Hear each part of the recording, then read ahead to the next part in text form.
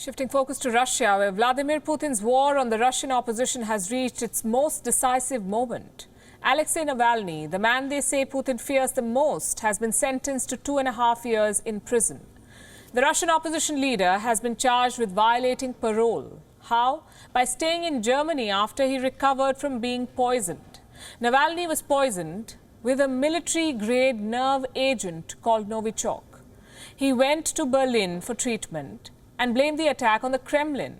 The Kremlin, in turn, called it a conspiracy by the West. Nonetheless, Navalny returned. Despite the obvious threat to his life, he came back to Russia. He was promptly detained, charged, put on trial, and now he's going to be in jail for the next 30 months. 3-0.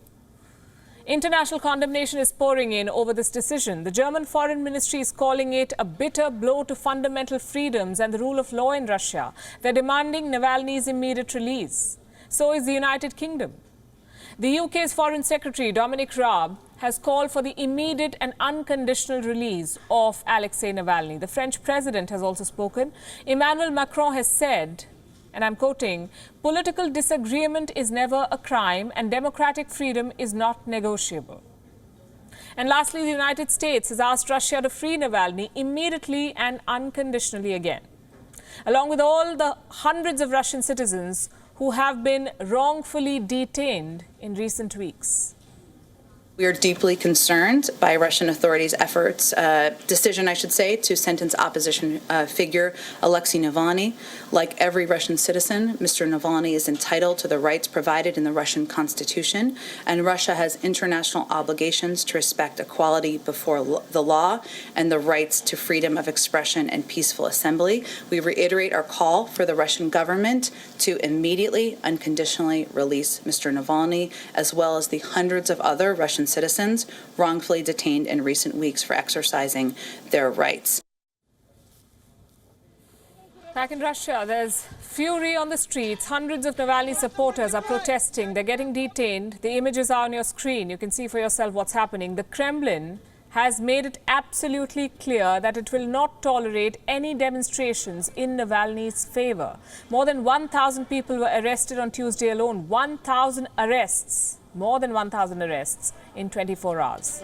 And more arrests are expected to follow. The protesters have slowly begun to fall back, fearing for their life. If they can take Navalny so easily, who am I? Though I am the same regular Russian citizen who pays taxes. Under this regime, life is getting harder. We have no future in 5-10 years, neither me nor my friends or brothers and sisters. No one has a future. It will only get worse. It's a nightmare. It's an absolute nightmare.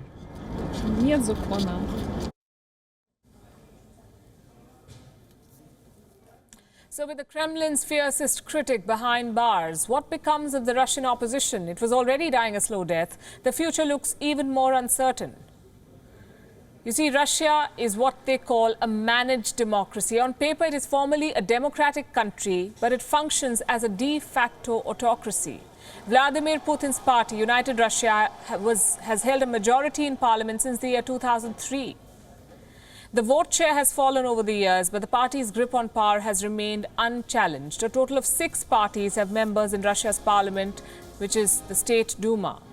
But none of them pose a serious threat to Putin's dominance. Alexei Navalny was their last hope.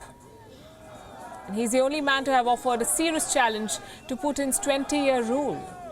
He turned his online exposés of corruption into a formidable political force. His witty posts, memes, pop culture references attracted millions. He became a darling of the opposition. Opposition leaders rallied behind him. But now he's in jail.